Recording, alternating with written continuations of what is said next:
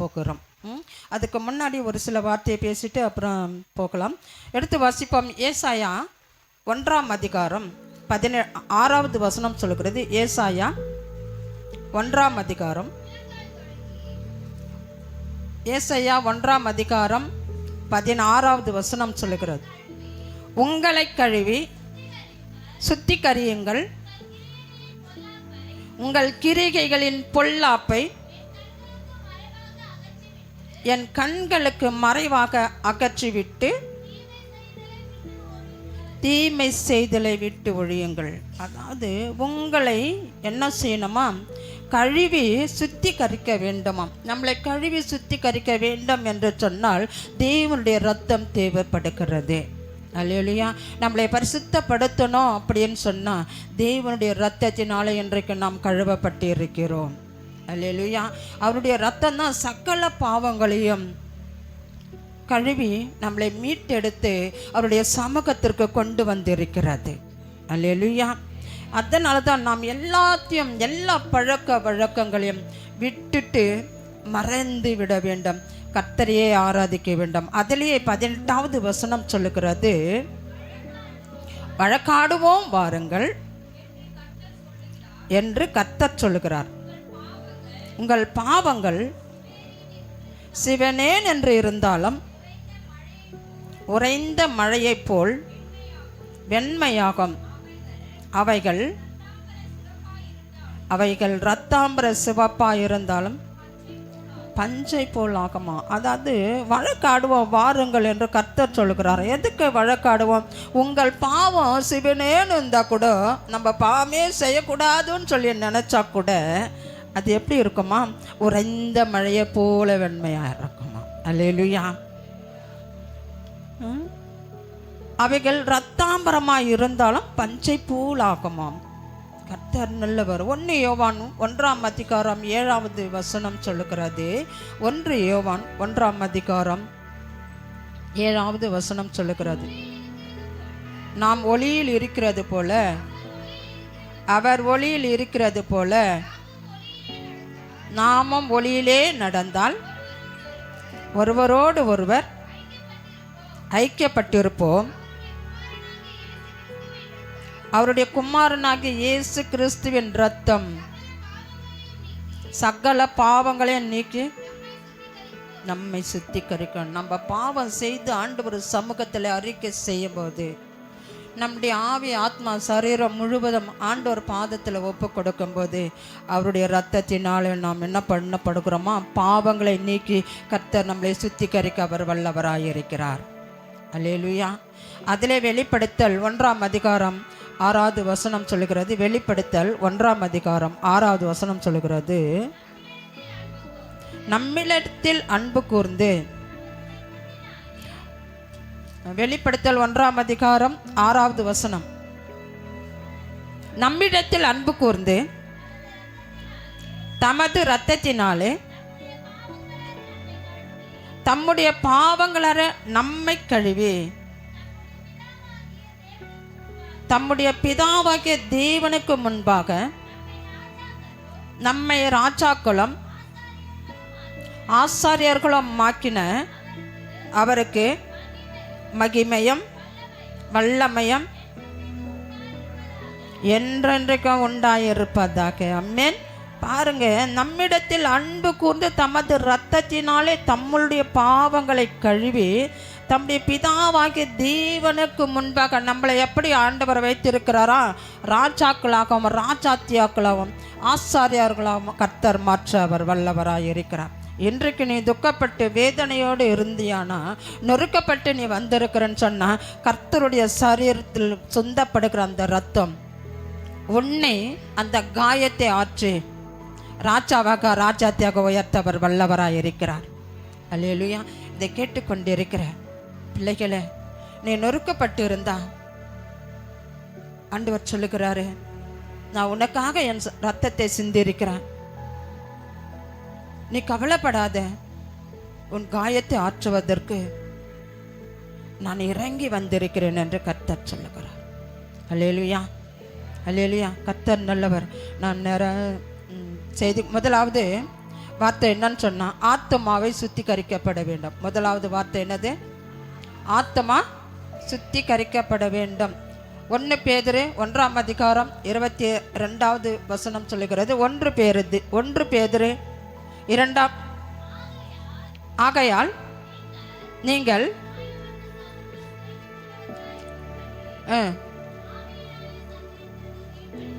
ஆவியினாலே சத்தியத்துக்கு கீழ்ப்படிந்து உங்கள் ஆத்துமாக்களை சுத்தமாக்கி கொண்டவர்களாய் இருக்கும்படியால் சுத்த இருதயத்தோடு ஒருவரில் ஒருவர் ஊக்கமாய் அன்பு கூற வேண்டும். அழக வேதம் சொல்ல, ஆகையால் நீங்கள் மாயமற்ற சகோதர சிநேகிதம் உள்ளவர்களாய் இருக்கும்படி. மாயமற்ற அப்படின்னா நம்ம எப்படி? ஆகையால் நீங்கள் மாயமற்ற, அதை எப்படி சொல்றது? மாயமற்ற அப்படின்னா நம்ம இருதயத்தில் பரிசுத்தமாக இருக்கணும். மறைவான அன்பு செலுத்தாமல் உண்மையான அன்பு செலுத்த வேண்டுமா, அதுதான் மாயமற்ற. அல்லேலூயா. உண்மையான அன்பு, மாயமற்ற சகோதர சிநேகிதம் உள்ளவர்களாக இருக்கும்படி. மாயமற்ற மறைவான அன்பாய் இல்லாமல் உன் சிநேகிதனோடு உன் உறவினரோடு நீ முழு இருதயத்தோடு அன்பு செலுத்தும்படி ஆவியினாலே சத்தியத்திற்கு கீழ்ப்படிந்து உங்கள் ஆத்துமக்களை சுத்தமாக்கி கொண்டவர்களாயும் இருக்கிறபடியால் சுத்த இருதயத்தோடு ஒருவரில் ஒருவர் ஊக்கமாய் அன்பு கூற வேண்டும். எப்படி அன்பு கூற வேண்டுமா? தம்முடைய இருதயம் உன்னை பார்க்கும்போது அந்த சந்தோஷம், அந்த அன்பு தன்னை அறியாமலே வர வேண்டும். அதுதான் உருக்கமாய் அன்பு செலுத்த வேண்டுமாம். மாயமற்ற போலியாக அன்பு செலுத்தக்கூடாது. இன்றைக்கு நிறைய மக்கள் அப்படித்தான் போலியாக அன்பு செலுத்துகிறார்கள். அவர்களோடு பழகும் போது தான் தெரியும் இது போலியானதா இல்லை இது உண்மையான அன்பா, இது போலியான அன்பா என்று சொல்லி. ஆண்டவர் உண்மையாகவே நன்மீது அன்பு வைத்திருந்தார். அதுக்காக தான் பிதாவானவர் இயேசு கிறிஸ்து நமக்கு பலிக்கடாக ஒப்பு கொடுத்தார். அல்லேலூயா, அல்லேலூயா. எபிரேயர் 9ஆம் அதிகாரம் 22வது வசனம் சொல்லுகிறது. எபிரேயர் 9:22 சொல்லுகிறது, நியாய பிரமாணத்தின்படி ஒன்றும் குறைய எல்லாம் இரத்தத்தினாலே சுத்திகரிக்கப்படும். இரத்தம் சிந்துதல் இல்லாமல் மன்னிப்பே உண்டாக்காதான். பாருங்க, அழக வேதம் சொல்லுகிறது 22ல், நியாய பிரமாணத்தின்படி கொஞ்சம் குறைய எல்லாம் இரத்தத்தினாலே சுத்திகரிக்கப்படும், இரத்த சிந்ததில் இல்லாமல் மன்னிப்பு உண்டாகாது. அப்போ அந்த ரத்தம் சிந்தனான்னு சொன்னால் பழைய ஏற்பாட்டில் நிறைய ஆடு மாடு ரத்தத்தை செலுத்தி பாவத்தை அறிக்கை செய்வார்களாம். ஆனால் புதிய ஏற்பாட்டில் மனுஷனுடைய ரத்தம் தேவைப்பட்டது. அந்த மனிதன் பரிசுத்தவானாக இருக்க வேண்டும் என்று தேவன் முன்குறித்திருந்தார். அந்த பரிசுத்தவான் என்று சொன்னால் ஆண்டவராகிய இயேசு கிறிஸ்து தன் ஒரே பேரான குமாரனை நமக்காக தன் பாவங்களை மீட்டெடுப்பதற்காக, பாவத்திலிருந்து நம்மை மீட்டெடுப்பதற்காக அந்த இரத்தம் தேவைப்பட்டதுனால இரத்தம் நமக்காக சிந்தினாராம். அல்லேலூயா, அல்லேலூயா. தொடர்ந்து வாசிப்போம், 22 வரை வாசிப்போம். ஆதலால் பரலோகத்தில்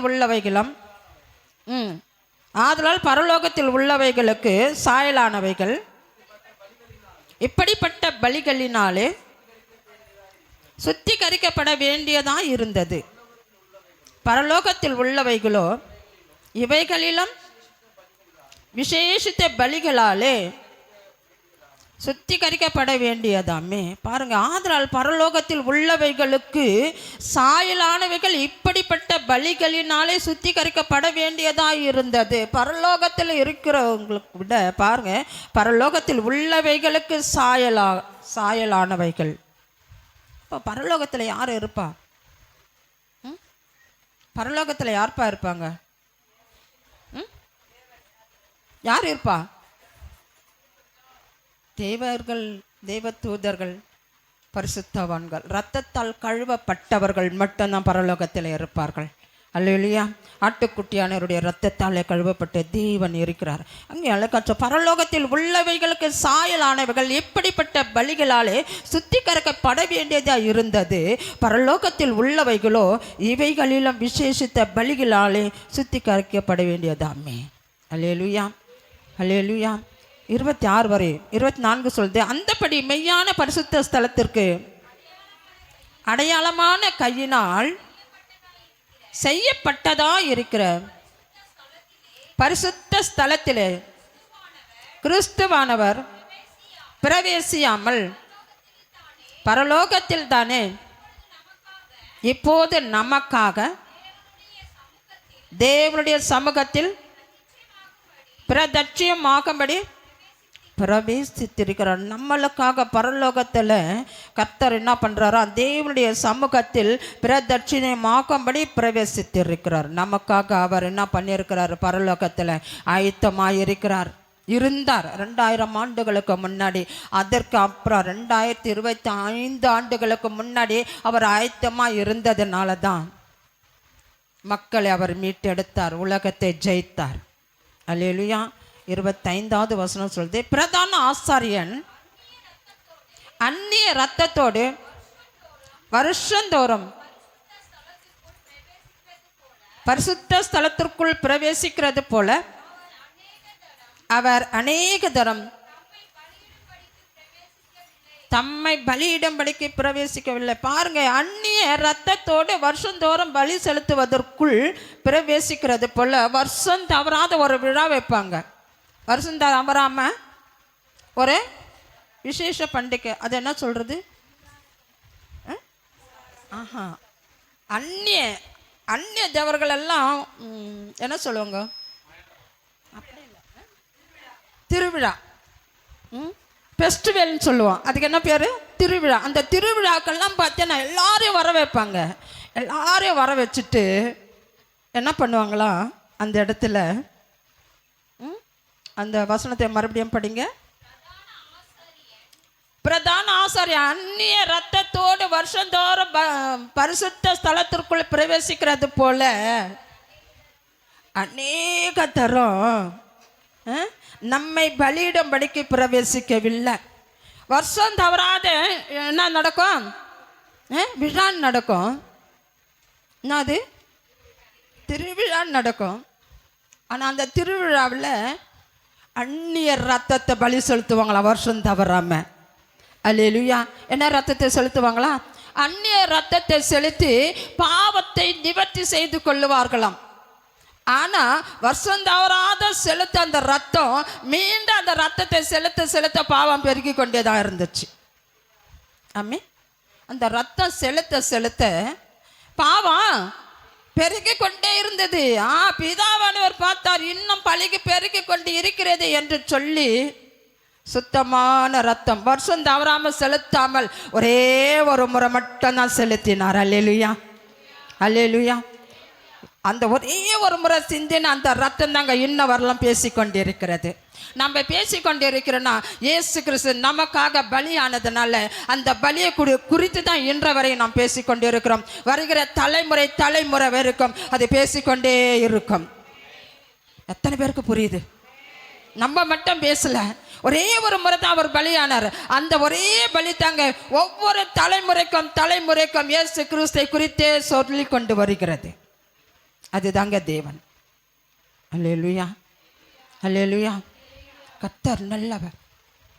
ஒன்று ஆத்மாவை சுத்திகரிக்கப்படுவது இயேசுவின் ரத்தமா.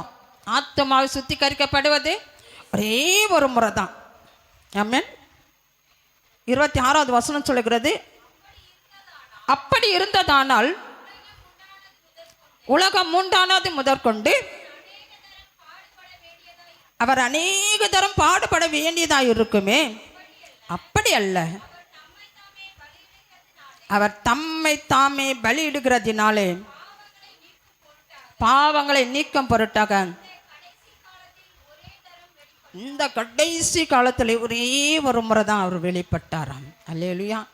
அவர் வருஷம் வருஷம் வெளிப்படலை, ஒரே ஒரு முறை தான் வெளிப்பட்டார். அதை இன்று வரை நாம் ஆராதித்து கொண்டிருக்கிறோம். அல்லேலூயா. ரெண்டாவது வார்த்தை, இருதயத்தை சுத்திகரிக்கப்படுவது விசுவாசமா. ஆத்மா சுத்திகரிக்கப்படுவது இயேசுவின் ரத்தம். ரெண்டாவது வார்த்தை, இருதயம் சுத்திகரிக்கப்படுவது விசுவாசத்திலும். அல்லேலூயா. விசுவாசத்தினாலே இருதயம் சுத்திகரிக்கப்படுமா. அப்போஸ்தலர் 15ஆம் அதிகாரம் 9வது வசனம் சொல்லுகிறது. அப்போஸ்தலர் 15:9 சொல்லுது, உபவாசத்தினாலே விசுவாசத்தினாலே அவர்கள் இருதயங்களை அவர் சுத்தமாக்கி நமக்கோ அவர்களுக்கும், பாருங்க, விசுவாசத்தினால் அவர்கள் இருதயங்களை அவர் சுத்தமாக்கி நமக்கும் அவர்களுக்கும் யாதொரு வித்தியாசம் இராதபடிக்கு அப்படி செய்தாராம். கர்த்தர் என்ன பண்ணுறாராம்? விசுவாசத்தினாலே அவர் நம்மளை சுத்தமாக்கி நமக்கும் அவருக்கும் வித்தியாசம் இல்லாதபடி அப்படி செய்தார். அல்லேலூயா, அல்லேலூயா. ஏன்னா நம்பிக்கையினால் அவருடைய இருதயத்தை பரிசுத்தப்படுத்தினார். நம்பிக்கையினால தான் கர்த்தர் இருதயங்களை பரிசுத்தப்படுத்துவாராம்.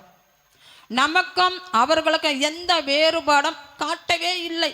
மற்றவங்களுக்கும் நமக்கும் ஆண்டவர் என்ன பண்ணலையா?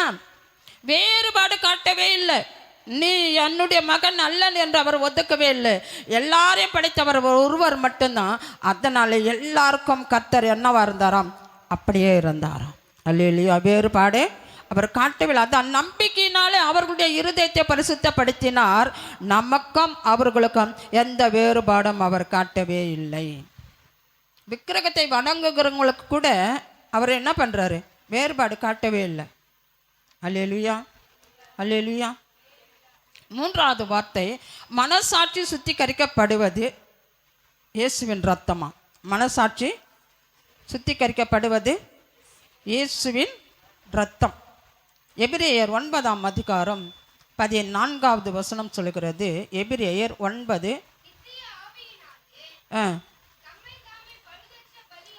நித்திய ஆவியினாலே தம்மை தாமே பழுதற்ற பலியாக தேவனுக்கு ஒப்பு கொடுத்த கிறிஸ்துவனுடைய ரத்தம் ஜீவனுள்ள தேவனுக்கு ஊழியம் செய்வதற்கு உங்கள் மனசாட்சி செத்த கிரிகைகள் அற சுத்திகரிப்பது எவ்வளவு நிச்சயம். இயேசுவின் ரத்தம் மிகவும் வல்லமை உள்ளதான். இயேசுவின் ரத்தம் என்னது? மிகவும் வல்லமை உள்ளது என்பதை எண்ணி பார்க்கணுமா. என்பதை என்ன பண்ணணுமா? இயேசுவினுடைய ரத்தம் மிகவும் வல்லமை உள்ளதான். மிக்க வல்லமை உள்ளது. அது என்பதை நம்ம என்ன பண்ணணுமா? எண்ணி பார்க்க வேணுமா. பரிசுத்த ஆவியானவர் மூலமாக தேவனுக்கு இயேசு தன்னைத்தானே ஒரு முழுமையான பலியாக வழங்கினார். ஆகவே நமக்கு மரணத்தை கொண்டு வருகிற தீய செயல்களில் இருந்து அவர் இரத்தமானது நம்மளை பாதுகாத்தது. அல்லேலூயா, அல்லேலூயா. நம்முடைய ரத்தம் சுத்தமாக்கும்படி ஜீவனுள்ள தேவனை வழிபடும் வண்ணம் நாம் சுத்தமாக்கப்படுகிறோம். அல்லேலூயா, அல்லேலூயா. அவருடைய ரத்தம் இருதயத்தையும் சுத்தமாக்குகிறது. மனசாட்சி, மனசாட்சி. எத்தனை பேருக்கு ஒரே மனசு இருக்கு? எத்தனை பேருக்கு ஒரு மனசு? எத்தனை பேருக்கு ஒரே மனசு? எனக்கு இருக்கிறது ஒரே மனசுன்னு சொல்றாங்க. எத்தனை மனசு இருக்கு ஒரு மனிதனுக்கு? 2 மனசு இருக்கு. ஒரு மனுஷன் ஒரு மனிதனுக்கு எத்தனை இருக்கு? 2. ஒன்று கிடைக்குமா? இன்னொன்று கிடைக்காதா? எனக்கு இது நடக்குமா? நடக்காதா? அப்போ நடக்கூட நீ விசுவாசித்தால் ஒரே மனசு. அல்லேலூயா, அல்லேலூயா. நான் எதிர்பார்க்குறேன், நிச்சயமாக அதை தாமதிக்குதுன்னு சொன்னால் கர்த்தர் எதுவோ ஒரு காரியத்தை வைத்திருக்கிறார். நான் நிச்சயமாக அதை போய் அதை நான் பெற்றுக்கொள்வேன் என்ற ஒரே ஒரு இருதயம் மட்டும் உனக்குள்ளே இருந்ததுன்னு வச்சுக்கோங்க, அது நிச்சயமாக நிறைவேறும். அது எப்படி நிறைவேறும்? இரட்டிப்பான ஆசீர்வாதமாக வரும். நான் ஆண்டவருக்குள்ளே நான் இருக்கிறேன், ஆனால் ஆலயத்துக்கு வந்துக்கிட்டு தான் இருக்கிறேன். எனக்கு மட்டும் ஏன் எதுவுமே நடக்கலை? எனக்கு மட்டும் ஏன் நடக்கலை? நான் அப்படியே தானே இருக்கேன். அது இன்னொரு மனசு சொல்லுது. இன்னொரு மனசு சொல்லுது. ஆனால் என்ன வாழ்க்கைடாப்பா இது, என்ன வாழ்க்கை, இந்த வாழ்க்கையை ஏன் நம்ம வாழ்ந்து கொண்டு இருக்கணும், அது சொல்லிக்கொண்டே இருக்கும். ஆனால் ஒரு மனசு சொல்லுது, நான் உன் கூடவே இருக்கிறேன், நான் உன் கூடவே இருக்கிறேன், நான் உன் விண்ணப்பத்தை கேட்டேன், உன் கண்ணீரை கண்டேன்.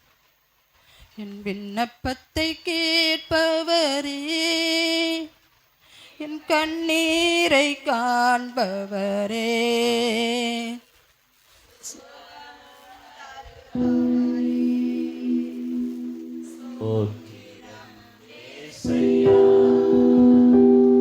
என் விண்ணப்பத்தை கேட்பவரே, என் கண்ணீரை காண்பவரே, சுகம் தருபவரே, ஸ்தோத்திரம் மேசையா. உம்மால் கூடும் எல்லாம் கூடும், ஒரு வார்த்தை சொன்னால் போதும் ஐயா. உம்மால் கூடும், ஒரு வார்த்தை சொன்னால் போதும் ஐயா, ஒரு வார்த்தை சொன்னால் போதும் ஐயா, ஒரு வார்த்தை சொன்னால் போதும். மனதை கேட்பவரே, கண்ணீரை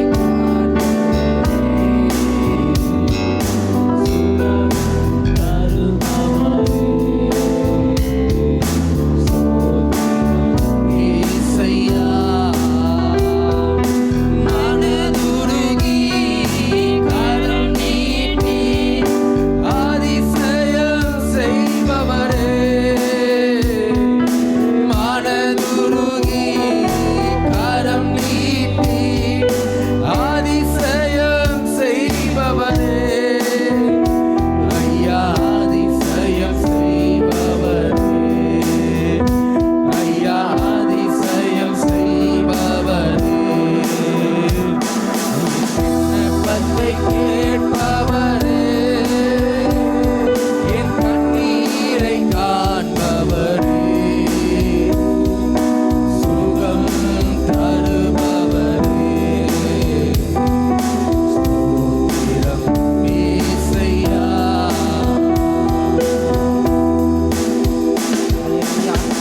கர்த்தர் நல்லவர். நீங்க இன்றைக்கு நீ விண்ணப்பத்தோடு நீ வந்திருப்பீரனா, ஆண்டவர் சொல்றார், இன்றைக்கு உனக்கு விடுதலை கொடுத்து விட்டேன் என்று கர்த்தர் சொல்கிறார். நீ பரிசுத்தத்தோடு நான் இருக்கணும் ஆண்டவரே நீ சொன்னியனா, இன்றைக்கு உங்கள் பாவங்களை கர்த்தர் கழுவி இன்றைக்கு பரிசுத்தப்படுத்த அவர் வல்லவராய் இருக்கிறார். அல்லேலூயா, அல்லேலூயா. அவர் விண்ணப்பத்தை கேட்கிற தேவன், பாவங்களை மன்னிக்கிற தேவன், அவர் நமக்காக ரத்தம் சிந்தின தேவன். அவர் ஒருபோதும் நம்மளை விட்டு விலகுகிற தேவன் அல்ல, நம்மளை கைவிடுகிற தேவன் அல்ல. நீ பாவம் செஞ்சுட்டானாலும் நீ வேண்டான்னு சொல்லி ஒதுக்குகிற தேவன் அல்ல. அன்னை உன்னை கரம் பிடித்து அணைக்கிற தேவன், உன்னை சேர்த்து முத்தம் கொடுக்கிற தேவன். அவர் உன்னோடு கூட இருக்கிறார். அவர் உன் விண்ணப்பத்தை கேட்கிறார். அவர் உன் கண்ணீரை காண்கிறார். ஆனால் இன்றைக்கு ஒரு விடுதலை கொடுப்பார். விடுதலை கொடுத்துட்டீர் ஆண்டவரே, எங்களை பரிசுத்தமாக்கிட்டீர் ஆண்டவரே, நான் நன்றி செலுத்துகிறேன். ஏன்னு சொன்னா இன்றைக்கு உங்களுடைய சரீரத்தை பானம் பண்ண போய்க்கிறேன். எங்களுக்கு எங்கள் விண்ணப்பத்தை கேட்டு ஆண்டவரே விடுதலை கொடுத்து எங்களுக்கு பரிசுத்தப்படுத்தி எங்கள் ஆவி ஆத்மா சரீரத்தை நீ ஒருமுகப்படுத்தி ஆண்டவரே உமக்கு முன்பாக நிற்க உங்களுடைய கண்களில் கிருபை கிடைக்கும்படியாக நாங்கள் காத்து கொண்டு இருக்கிறோம் ஆண்டவரே. எங்கள் காத்திருப்புக்கு உண்டான ஆண்டவரே ஒரு ஆசீர்வாதத்தை இன்றைக்கு எங்களுக்கு கொடுக்கும்படியாக தாழ்த்துக்கிறோம். நாம மட்டும் மகிமைப்படட்டும். அல்லேலூயா, அல்லேலூயா. கர்த்தர் நல்லவர். நான்காவது வார்த்தை சொல்கிறது, ஆவி சுத்திகரிக்கப்படுவது எப்படின்னா, ஆவி சுத்திகரிக்கப்படுவது எப்படின்னு சொன்னா தேவ பயத்தினாலயம். தேவ பயத்தினால நம்முடைய ஆவி சுத்திகரிக்கப்படுமா? எப்படி? எடுத்து வாசிப்போம். 2 கொரிந்தியர் 7ஆம் அதிகாரம் 1வது வசனம் சொல்லுகிறது, இப்படிப்பட்ட வாக்குத்தத்தங்கள் நமக்கு உண்டாயிருக்கிறபடியினால் பிரியமானவர்களே மாமிசத்திலும் ஆவியிலும் உண்டான எல்லா அசூசியம் நீங்க நம்மை சுத்திகரித்து கொண்டு பரிசுத்தமாகுதலை தேவ பயத்தோடு பூரணப்படுத்த கடவும். அல்லேலூயா. தேவனுடைய பயம் நமக்குள்ள இருந்தா நம்முடைய ஆவி பரிசுத்தமாக்கப்படுமா, சுத்திகரிக்கப்படுமா. தேவ பயம் நமக்குள்ள இருக்க வேண்டும். அல்லேலூயா, அல்லேலூயா. ஏன்னு சொன்ன பிரியமானவர்களே, இத்தகைய வாக்குறுதிகளை பெற்றுள்ள நாம் மாமிசத்திலும்னா உடலிலும், ஆவியிலும் என்று சொன்னால் உள்ளத்திலும் மாசு எதுவும் இல்லாமல் நம்மையே சுத்திகரித்து நம்மையே பரிசுத்தப்படுத்தி கடவுளுக்கு பயந்து பரிசுத்த வாழ்வில் நிறைவடைய வேண்டுமா. பரிசுத்த வாழ்வில் என்ன செய்ய வேண்டும்? நிறைவடைய வேண்டுமா. அதில் தான் அழக வேதம் சொல்கிறது, பூரணப்படுத்த வேண்டும் என்று சொன்னால் நிறைவடைய வேண்டுமா. அல்லேலூயா. நம்ம பரிசுத்தத்தில் நிறைவடைய வேண்டும்.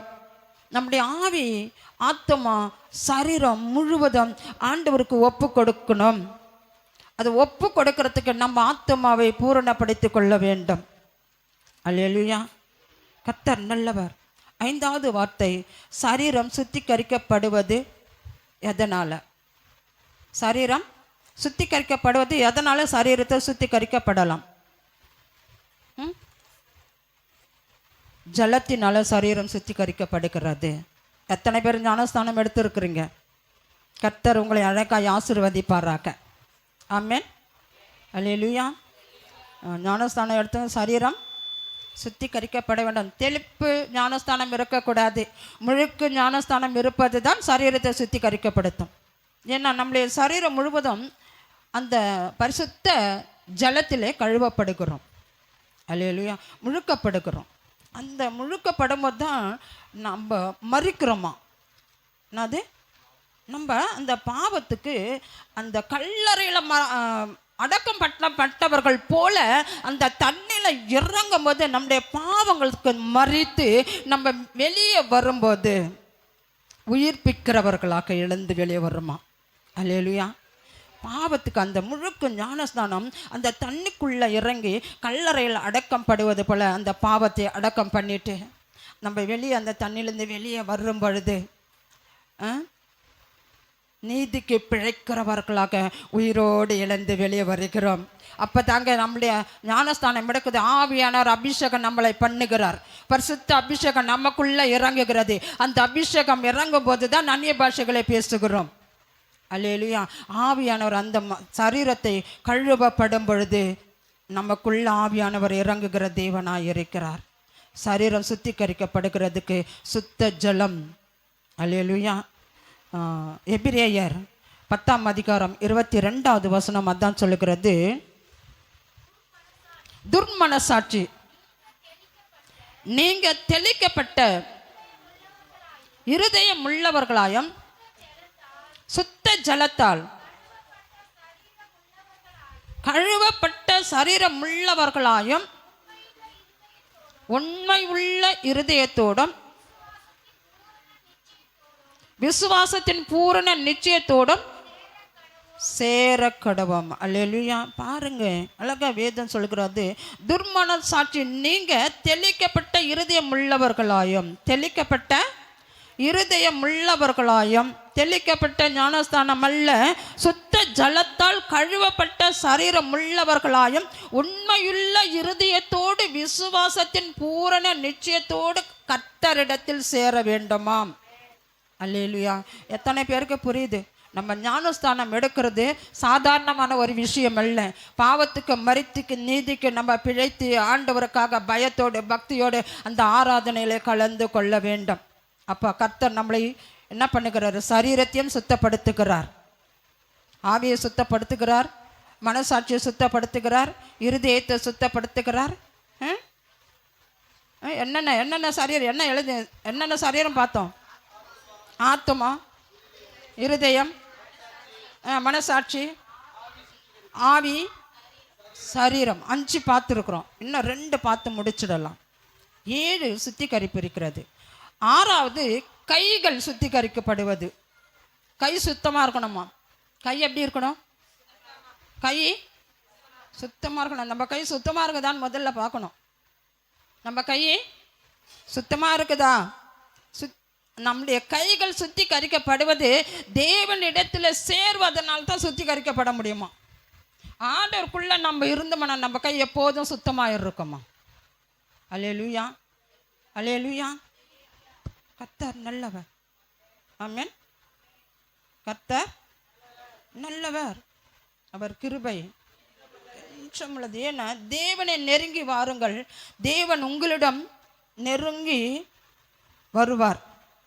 நீங்கள் பாவிகள் என உங்கள் வாழ்விலிருந்து பாவத்தை அப்புறப்படுத்துங்கள். நீங்கள் தேவனையும் உலகத்தையும் ஒரே நேரத்தில் பின்பற்ற முயலாதிருங்கள். உங்கள் சிந்தனைகளை பரிசுத்தமாக்க வைத்து கொள்ளுங்கள். அல்லேலூயா, அல்லேலூயா. கர்த்தர் நல்லவர், அவர் கிருபை என்றுமுள்ளது. 7வது, கால்களை சுத்திகரிக்கப்படுவது எதனால்? கால் சுத்தம் படணும். எதனால் கால் சுத்திகரிக்கப்படணும்? எதனால்? வசனத்தினால. கால் சுத்திகரிக்கப்படுவது எதனால்? தண்ணீரின் ஆழம். தண்ணியில் கூட கால் சுத்திகரிக்கப்படும். ஏன்னா முழுசாக நம்ம ஞானஸ்தானம் பெற்று எழுந்திருக்கிறோம். சரீரம் முழுவதும் பரிசுத்தமாக்கப்படுகிறது. ஆனால் கடைசி வரல அந்த காலை எப்போதும் கழுவிட்டு தான் உள்ளே வரணும். ஆமென். யோவான் 13ஆம் அதிகாரம் 10வது வசனம் சொல்லுகிறது. யோவான் 13.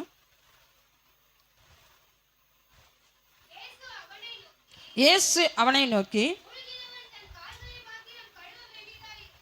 முழுகிறவன் தன் கால்களை மாத்திரம் கழுவ வேண்டியதாயிருக்கும், மற்றபடி அவன் முழுவதும் சுத்தமாக இருக்கிறான். நீங்களும் சுத்தமாக இருக்கிறீர்கள், ஆகிலும் எல்லாரும் அல்ல. ஏன் ஒரு வார்த்தை அவர் சொல்கிறாரு? ஏன் சொல்கிறாரு? இயேசு அவனை நோக்கி, முழுகினவன் தன் கால்களை மாத்திரம் கழுவ வேண்டியதாக இருக்கும், மற்றபடி அவன் முழுவதும் சுத்தமாக இருக்கிறான். நீங்களும் சுத்தமாக இருக்கிறீர்கள், ஆகிலும் எல்லாரும் அல்ல என்று சொல்லுகிறார். ஏன் அந்த வார்த்தையை ஆண்டவர் சொல்லுகிறாரு? யூதாஸ் காரியத்தை ஆண்டவரோடு கூட இருந்ததுனாலே அவன் என்ன செய்தான்? காட்டி கொடுத்தான். அதனால தான் ஆண்டவர் சொல்கிறாரு, எல்லாரும் அல்ல, முழுகினவன் சுத்தமாக இருக்கிறான், ஆனால் எல்லாரும் சுத்தமாக இல்லைன்னு ஆண்டவருக்கு தெரியும். நம்ம சுத்தமாக இருக்கிறோமா இல்லையான்னு யாருக்கு தெரியும்? ஆண்டவருக்கு தெரியும். அதில் ஒரே ஒரு வசனம் சொல்லி முடிச்சிடலாம். எபேசியர் 5ஆம் அதிகாரம் 26. எபேசியர் 5:26.